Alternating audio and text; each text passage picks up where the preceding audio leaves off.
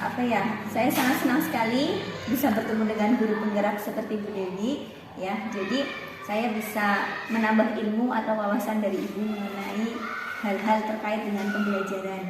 Langsung saja ya Bu, mengenai pertanyaan yang pertama, bagaimana menurut pandangan Ibu mengenai penerapan model-model pembelajaran yang inovatif Bu? Menurut saya bagus sekali dilaksanakan dalam pembelajaran karena model-model pembelajaran yang inovatif, siswa lebih bermotivasi dalam belajar sehingga hasil yang dicapai dalam belajar lebih optimal. Terlebih di masa sekarang, Kementerian Pendidikan sedang menunjukkan kurikulum baru yaitu kurikulum Merdeka. Kurikulum Merdeka itu di mana pada kurikulum Merdeka sudah menerapkan student center, bukan lagi teacher center, sehingga semua aktivitas pembelajaran berpusat pada siswa. Apabila model pembelajaran inovatif digunakan guru, maka siswa lebih berperan aktif, bisa menggali potensi diri sendiri sehingga hasil belajar siswa lebih disiplin dalam kegiatan sehari-hari. Menurut saya, karena siswa bisa menggali potensinya sendiri, akhirnya bisa diaplikasikan langsung dalam kehidupan sehari-hari ya Bu. Kira-kira yang Ibu jumpai kan beberapa guru masih istilahnya masih enggan dalam menggunakan model pembelajaran ya Bu. Menurut Ibu, faktor-faktor yang mempengaruhi guru itu malas untuk menggunakan model-model belajaran inovatif itu apa Bu? Guru malas menggunakan model inovatif. Iya. Guru belum mengerti secara menyeluruh penggunaan model pembelajaran yang disesuaikan dengan kebutuhan siswa dan karakteristik siswa. Iya. Karakteristik siswa karena siswa memiliki karakteristik yang berbeda-beda. Ada yang lebih senang audit, ada yang lebih senang bisa ajaran visualnya ya, visual aja atau kedua-duanya gitu. Jadi siswa mungkin penggunaan model pembelajaran disesuaikan dengan kebutuhan siswa. Berarti bukan malas menggunakan, cuman masih bingung. Iya. Apa sih ini pembelajaran kayak gitu yang disesuaikan dengan kebutuhan siswa ya Bu. Iya. Ya, terima kasih Bu. Untuk pertanyaan yang kedua Bu,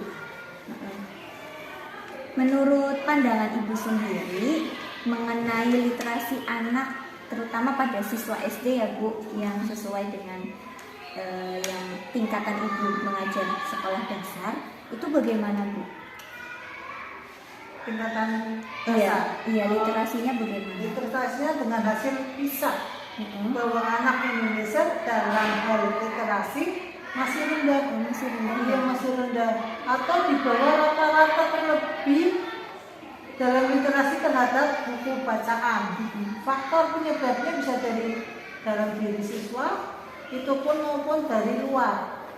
Aktivitas membaca bisa dilakukan melalui pembiasaan. Mungkin dalam hal ini guru kurang memberi kesempatan siswa untuk membaca atau memberikan kesempatan anak dalam 15 menit membaca sebelum pembelajaran.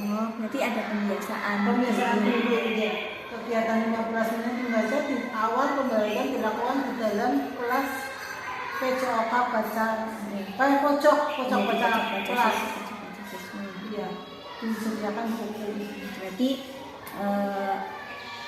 apa ya? Solusinya itu bisa dilakukan dengan pembiasaan 15 menit sebelum pembelajaran ya. Di kelas disediakan buku lah. Iya, jadi pojok bacanya juga digunakan dengan baik. Untuk yang pertanyaan yang ketiga Ibu, mengenai pandangan Ibu dalam pemanfaatan teknologi pembelajaran di era sekarang, itu bagaimana Bu? Teknologi yang sekarang berkembang pesat, sangat membantu guru dalam pembelajaran. Namun di sekolah saja sendiri belum semua bisa. Iya, guru memakai teknologi. Karena ada yang belum bisa mengoperasi teknologi, ada yang lebih muda, lebih sering menggunakan teknologi dibandingkan dengan guru yang usianya lebih lanjut. Oh, berarti guru muda itu masih semangat ya dalam menggunakan teknologi. Untuk pertanyaan yang terakhir Bu, mengenai kesulitan belajar siswa, pasti dalam pembelajaran yang Ibu temui ada nggak Bu yang seperti itu, yang mengalami kesulitan belajar? Pasti ada dalam siswa yang kesulitan, pasti ada, karena saat pembelajaran tidak semua berjalan lancar. Sedangkan saya sendiri masih menjumpai siswa yang kesulitan belajar dalam suatu kelas pun bisa dikatakan tingkat pengetahuan siswa. Ada yang cepat menangkap pembelajaran, ada yang baru berulang, ya, baru bisa menerima dan paham dengan materi tersebut.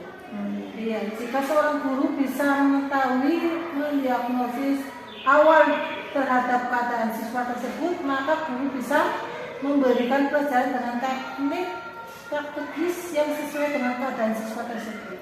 Berarti tergantung dari guru harus aktif gitu. Terima kasih Ibu atas kesempatan wawancara yang sudah saya berikan ke Ibu. Semoga melalui wawancara ini saya bisa mengambil pengetahuan yang lebih dari Ibu. Terima kasih Bu waktunya.